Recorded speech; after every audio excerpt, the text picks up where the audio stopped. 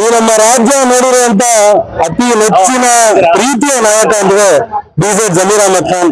ಯಾವುದೇ ಜಾತಿ ಮತ ಭೇದ ಯಾರನ್ನೂ ನೋಡದೆ ಎಲ್ಲರನ್ನ ಪ್ರೀತಿಸುವ, ಎಲ್ಲರನ್ನ ಇಷ್ಟಪಡುವ ನಾಯಕ. ಮನೆಯಲ್ಲಿ ಒಂದ್ಸಲ ಒಂದು ಪ್ಲಾನ್ ಮಾಡಿ ಯಾರ್ಯಾರಿದ್ದಾರೆ ನೋಡಿ, ಹಿಂಗೆ ಕ್ಯಾಮ್ರಾ ಹಂಗೆ ತಿರ್ಚಿ ನೋಡ್ತಿದ್ದೇನೆ ಅಂಗಡಿಯವರು. ಈ ಜನಸಾಗರ ರಾಜ್ಯದ ಎಲ್ಲಾ ಕೋಣೆಯಿಂದ, ರಾಜ್ಯದ ಒಂದೊಂದು ಜಿಲ್ಲೆಯಿಂದ, ಗ್ರಾಮದಿಂದ, ಮೂಲೆಗಳಿಂದ ಜನ ಇಲ್ಲಿ ಬಂದವರು ಹುಟ್ಟುಹಬ್ಬದ ಶುಭಾಶಯಗಳನ್ನ ಹೇಳಕ್ಕೆ ನಾನ್ ನೋಡ್ದಂಗೆ ಗದಗದಿಂದ, ಗುಲ್ಬರ್ಗದಿಂದ, ರಾಯಚೂರಿಂದ, ಹುಬ್ಳಿಯಿಂದ, ಧಾರವಾಡ, ಬೆಳಗಾವಿ ಎಲ್ಲಾ ತರಹದ ಜನ ಅರ್ಧ ಮುಕ್ಕಾಲು ಗಂಟೆ ಕಾಯ್ಕೊಂಡು ಅವರನ್ನ ಭೇಟಿ ಮಾಡಿ ಅವರಿಂದ ಒಂದು ಪ್ರೀತಿಯ ಮಾತನ್ನ ಮಾತಾಡಿ ಹೋಗೋಣ ಅಂತ ಬಿಟ್ಟು ಇಷ್ಟೊಂದು ಜನ ಬರ್ತಾರೆ. ಯಾಕೆ ಅಂತಂದ್ರೆ ಈ ನಾಯಕ ದಲಿತರನ್ನಾಗಿರ್ಲಿ, ಅದು ದೊಡ್ಡವರಾಗಿರ್ಲಿ, ಚಿಕ್ಕವರಾಗಿರ್ಲಿ, ವಯಸ್ಸಾದವರಾಗಿರ್ಲಿ ಎಲ್ಲರನ್ನೂ ಪ್ರೀತಿಯಿಂದ ನೋಡ್ಕೊಂಡು ಹೋಗುವಂತ ನಾಯಕ.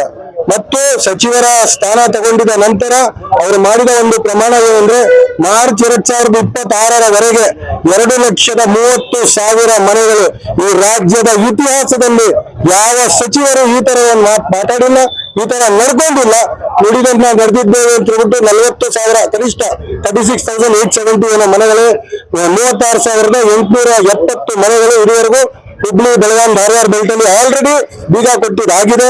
ಇನ್ನೂ ಒಂದು 2 ಲಕ್ಷ ಮನೆಗಳು ಮಾರ್ಚ್ 2026ರವರೆಗೆ ಕೊಡ್ತೀನಿ ಅಂತ ಬಿಟ್ಟು ಇದು ಪ್ರಮಾಣ ಮಾಡಿದ್ದಾರೆ.